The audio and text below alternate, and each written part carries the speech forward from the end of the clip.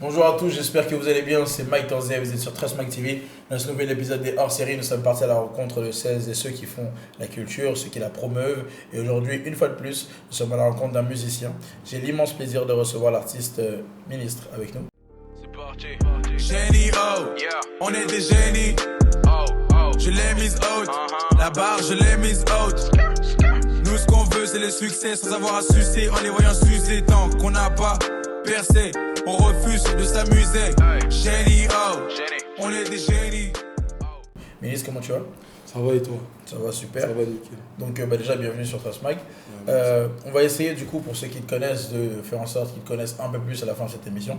Et pour ceux qui te découvrent, du coup, de te découvrir, connaître ton univers, ton art, ce que tu fais, ce que tu as déjà fait. Donc est-ce que pour commencer, tu peux te présenter, nous dire voilà, qui tu es, ce que tu fais? Moi c'est Ministre, t'as vu, Ministre, plus connu sous le nom de Andy Ministre, qui est mon prénom. Ok. Et ouais, voilà. Et il vient d'où ce nom de ministre? Est-ce que c'est quelqu'un qui te l'a donné? C'est t'as kiffé un moment Ministre, en fait, c'est parce que, tu sais, ma mère, elle avait un abrégé et les gens, ils l'appelaient Maman Ministre. Ok. C'est-à-dire, j'ai coupé et j'ai mis Andy Ministre. Ok. Ça fait Andy Ministre. Ok. Et comment tu décrirais ton art, ta musique? Mon art, ma musique, tu sais, moi, je fais de la... Enfin, ma musique, je la décris pour les mecs cœur brisé. Ok. Tu vois, les mecs cœur brisé. Donc il n'y a jamais de son joyeux dans ce que tu fais, toujours Si, il y en a plein, des sons joyeux, mais c'est plus pour les cœurs brisés. Ok. Ma cause, c'est les cœurs brisés. Ok. Est-ce que tu peux nous dire voilà, comment tu as démarré? Est-ce que tu as démarré comme beaucoup à l'église? Ou est-ce qu'un jour tu t'es dit, mais en fait, moi aussi j'ai envie de le faire? Comment tu as démarré? Tu sais, c'était... Non, moi, ça n'a pas été une question d'église, parce que, voilà, tu vois, je suis croyant, Ouais. mais voilà, j'ai chanté comme ça, tu sais, d'autres font du foot, d'autres font de la boxe, et moi je chante. Ok. Ça veut dire que j'ai commencé comme ça, à chanter, à chantonner. J'avais un cousin à l'époque, qui venait de Suède. Ok. C'est-à-dire, quand il est arrivé, lui chantait déjà. Il chantait déjà et tout. Quand il est arrivé, j'ai commencé à lui chantonner des petites voix comme ça. Il me dit, mais tu chantes bien. Je lui dis, ah ouais. Et c'est resté comme ça. Et il chantonnait à chaque fois, chantonnait. Et voilà. Est-ce que c'est quelque chose que tu as assumé facilement, le fait que tu chantes? Ou là où, par exemple, je sais qu'il y a beaucoup de gens, où on va prendre par exemple l'exemple le plus connu de Gims, par exemple, où voilà, c'était beaucoup plus rap, il aimait chanter, mais il assumait pas trop parce que peur d'être jugé. Est-ce que toi, tu t'en foutais et tu chantais tout le temps, ou c'est vrai que Non, mon frère, tu sais que moi, j'ai grandi ici, dans les cités de France ici. Ça veut dire que j'ai pas eu ce problème-là. Tu sais, ça m'est déjà arrivé, par exemple, une anecdote que j'étais en garde à vue et je chantais. Tu sais, les mecs me disaient, ferme ta gueule. Tu vois ou pas? Mais moi, je chantais. Ça veut dire que c'est un truc qui est en moi, je fais pas exprès. Ok. Ça veut dire, voilà, tu vois. C'est quoi ou c'est qui tes influences? Mes influences. Honnêtement, j'écoute un peu de tout. Ok. Tu sais, j'écoute un peu de tout qui fait du ministre. Tu vois, Et j'écoute un peu de tout. les bases, justement, les bases de ministre, c'est quoi vraiment les fondements de ton truc? Est-ce qu'il y a des artistes ou des chansons même qui t'ont donné plus ce cours? Par exemple, là, tu me disais, ta cause, c'est les cœurs brisés. Qu'est-ce qui a fait que? Est-ce que il y a des chansons où tu t'es dit, mais en fait, moi, c'est ça dont je veux parler, ou c'est juste la vie qui fait que? Ouais, je pense aussi. C'est la vie qui fait que? Je pense que ouais, c'est la vie qui fait que. C'est un truc qui t'arrive à toi, ou Et au niveau des cœurs brisés? au par niveau des exemple? cœurs brisés, il y a un peu du moi, mais c'est plus aussi des histoires tu sais, que je vois, que des histoires que... Tu sais, si toi, tu as un problème avec ta nana, par exemple, et que tu me l'expliques, je pourrais t'en faire une chanson. Ok, c'est noté, j'y manquerai pas. J'aimerais que tu me parles de Troisième Lettre. Troisième lettre. Comment il s'est fait ce morceau? Pourquoi ce nom? J'aimerais que tu nous racontes l'histoire de ce morceau-là. Troisième lettre, après c'est un morceau qui remonte, hein. Tu vois, là je réveille des souvenirs, là. Tu vois, c'est un morceau qui remonte, c'est un morceau que j'ai fait encore une fois. Comme je t'ai dit, tu vois, je me suis levé comme ça, on m'a dit, Andy, tu chantes bien. T'as vu, Andy, tu chantes bien. Et bien la chanson que je chantonnais là, c'était ça. Ok. Tu vois, et il y avait un refrain, il y avait un pré-ref dans la troisième lettre qui disait do, pa, do. Et tu vois, moi, je chantonnais ça à chaque fois. Après, je me suis dit, vas-y, en vrai, je vais faire un son. Et voilà. À l'époque, je suis allé voir un jeune frère à moi, Kejo Black Italiano. Je suis allé voir Kejo. Kejo, vas-y, j'aimerais bien que voilà. Il m'a dit, voilà. Je lui ai dit, mais attention, par contre, j'ai pas de producteur, j'ai pas de manager. Hein. T'as vu, je viens moi tout seul avec mes papiers et fais-moi un truc bien. Il m'a fait un truc, t'as vu, tellement j'étais pressé de le sortir, le son, je l'avais même pas mixé. T'as vu, je l'avais même pas mixé, ça veut dire que j'ai sorti le son et. À l'époque, c'était quoi? C'était Facebook. Snap, ça venait d'arriver.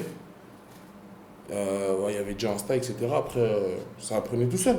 Le son, il prenait tout seul. Et je voyais que la communauté, c'était des jeunes filles, les jeunes. Ils aimaient bien le son. Ça veut dire que. Voilà, j'ai commencé comme ça. Hein. J'ai commencé comme ça, troisième lettre. Voilà.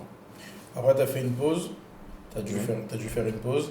Ouais. Est-ce que tu veux nous parler de cette période-là où tu as dû faire une pause ou... Ouais, après, pas de problème. Hein. T'as vu, moi, je suis là pour tout dire. Je suis franc. Du coup, il y a eu la paternité. Donc, Ouais. forcément, ça change un homme. Mais est-ce que ça a changé le musicien que tu étais ou pas du tout? Ça a changé ma vision de la musique. Ça a changé ma vision de la musique. Pour ceux qui me connaissent, t'as vu, ils vont dire que ce mec-là, il est super fort. Il est super fort, mais il a un problème. C'est quoi le problème? Eux, ils diront, c'est la négligence. Ok. C'est la négligence. T'as vu, peut-être que là, regarde, je suis arrivé en retard. Ouais. Mais toi, tu m'as compris mon retard. Ouais. Mais d'autres diront, ah ben, ils se branlent. Ok. Tu vois. Mais, tu sais, c'est à ce niveau-là. C'est vraiment à ce niveau-là. Voilà. Et du coup, voilà, il y a eu cette partie, évidemment, ça n'a pas disparu parce que tu restes père toute ta vie, mais là maintenant, tu es de retour. Ouais. Tu nous prépares du coup un projet. Quelle couleur il aura ce projet? Est-ce que il y aura toujours les bases du ministre de troisième lettre, par exemple, ou on part sur toute autre chose, pardon?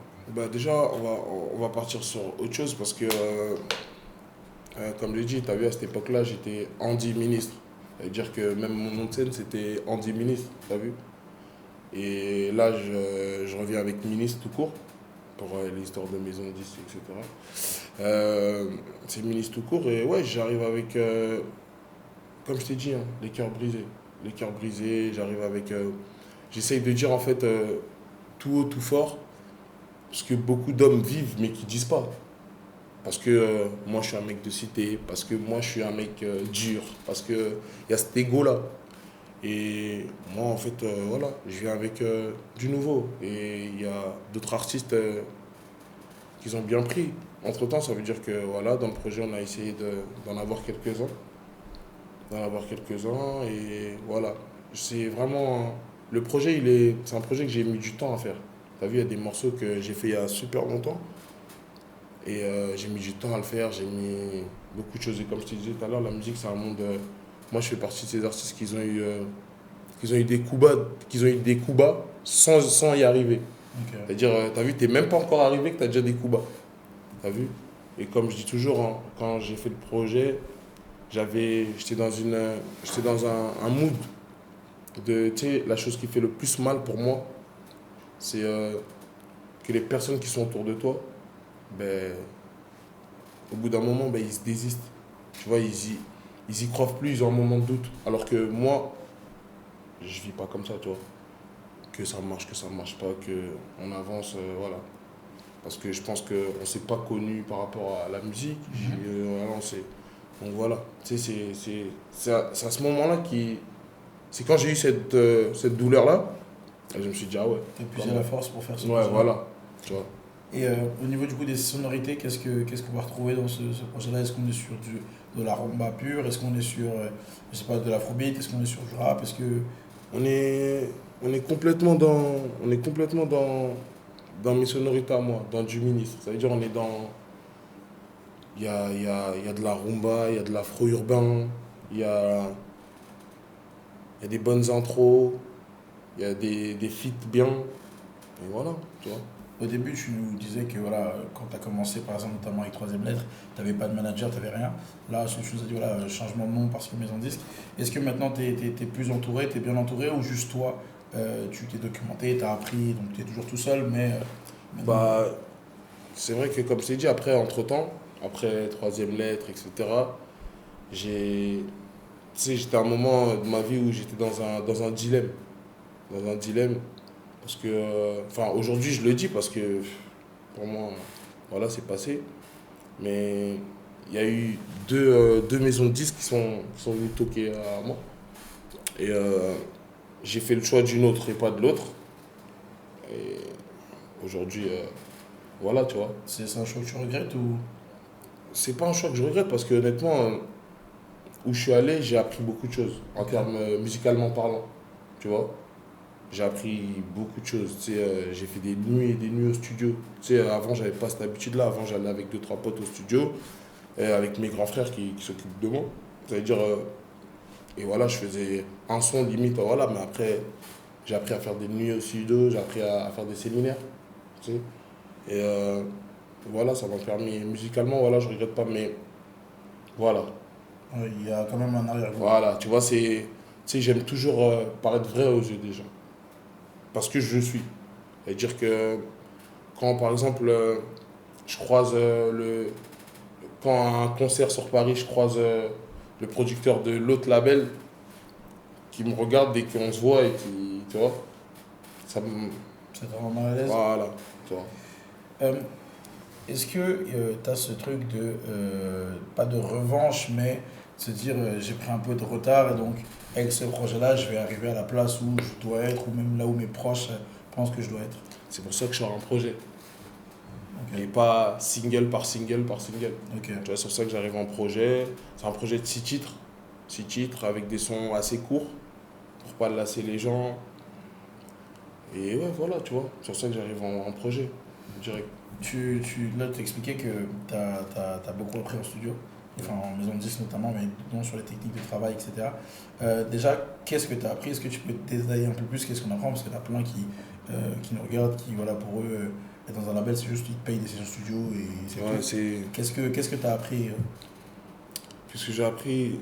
J'ai appris la patience. J'ai appris la patience. Tu sais, quand tu es avec des artistes, tu es dans le même label ou dans la même organisation, des artistes tels comme, je sais pas moi, qui avait Style Fresh, Esprit Noir, bah, peu importe en termes de score, de chiffres aujourd'hui, parce qu'aujourd'hui ça marche avec les chiffres et tout ça, mais c'est des personnes qui ont marqué Normalement. leur moment, tu vois. C'est-à-dire que quand t'es avec des mecs comme ça, il y avait Lina Mahem aussi, Ok. tu vois, qui était à l'époque. Et quand tu es avec ce genre d'artistes-là, ben, et que toi, tu n'es pas encore exposé à la lumière comme eux ou autres, ben, tu apprends avec passion. Tu apprends juste à attendre. À attendre et attendre.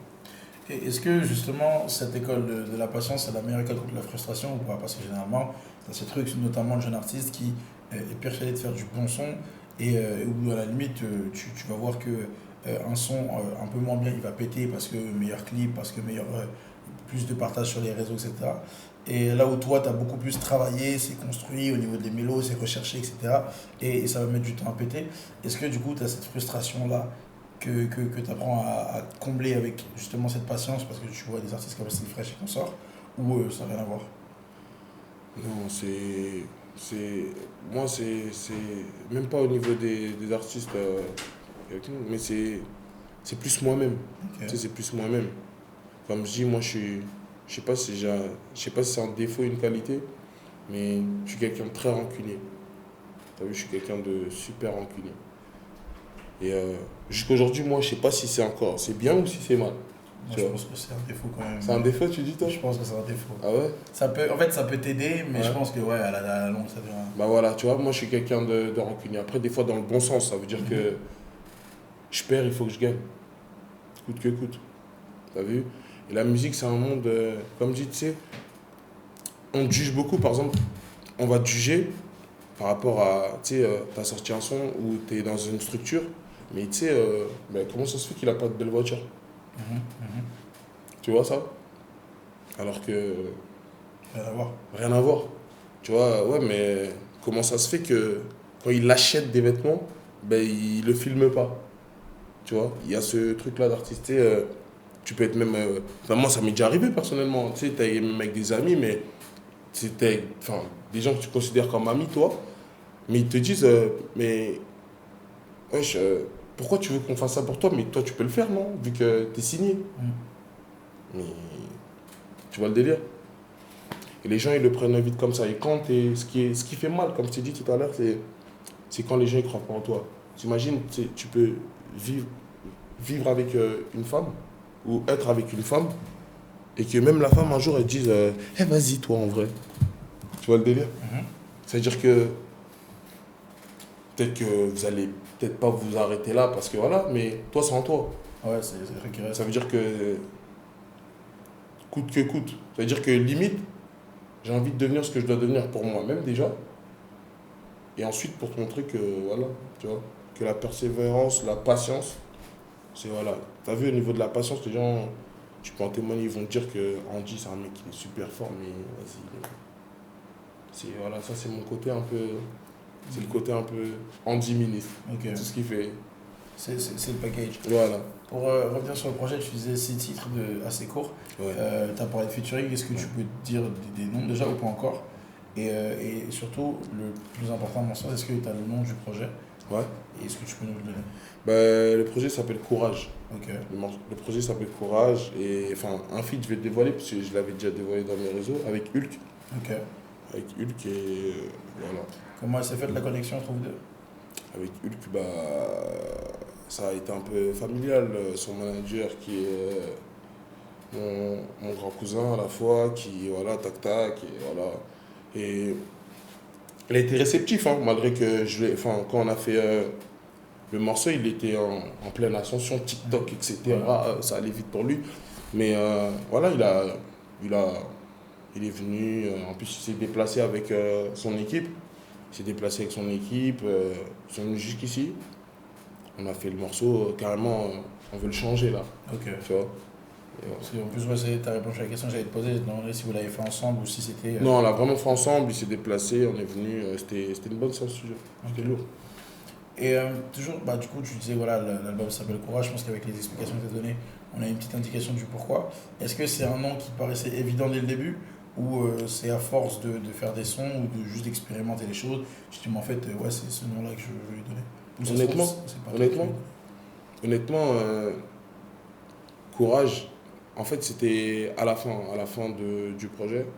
Il fallait un nom, il fallait quelque chose. Et il s'est passé quelque chose, en fait. Et je me suis dit, ah ouais, Andy, courage. Ok. T'as capté? Ah ouais, courage, ça veut dire, je me suis dit, courage. Le projet, j'ai été courageux de le faire. Parce que tu sais, il y a des gens qui me disent, mais Andy, t'es qui toi pour sortir C'est pas un album, c'est un EP, tu vois. C'est le temps que j'ai perdu, j'espère que ces singles-là, ils vont rattraper, que les gens ils vont les consommer et ils se diront, ah ouais, mais il attendait quoi depuis?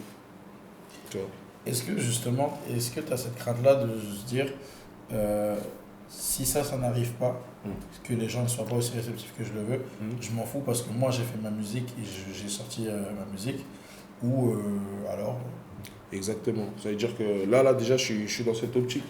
Ça veut dire que je suis dans cette optique, tu m'as vu arriver, je fais pas la star. Je suis comme ça, c'est-à-dire déjà le projet à la base, je l'ai fait pour moi. Avant les gens, je l'ai fait pour moi. Tant que moi, ma musique, elle me parle, j'aime bien. Après, je le fais partager. Certes, j'ai une petite fanbase, j'ai une petite notoriété dans les réseaux, Snap, etc. Mais cette notoriété-là ou ce nombre de personnes-là, ça remplit pas une salle de concert, je pense, tu vois. Enfin, ça remplit quoi, peut-être un casino de Paris, tu vois, mais c'est déjà ça.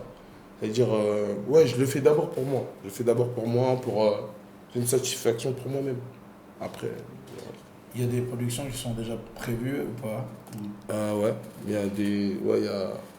Là, je ne vais pas le dire, là. Tu peux juste dire oui, si tu veux pas le dire, je peux Ouais, pas mais il y dire. en a.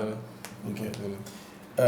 Là, on arrive à la fin. Est-ce que, par rapport à ce projet-là, est-ce qu'il y a un truc... déjà, est-ce qu'il est fini ou on est sur la fin? Ouais, on est sur la fin, là. On Ok. est complètement sur la fin. Est-ce qu'il y a des choses que...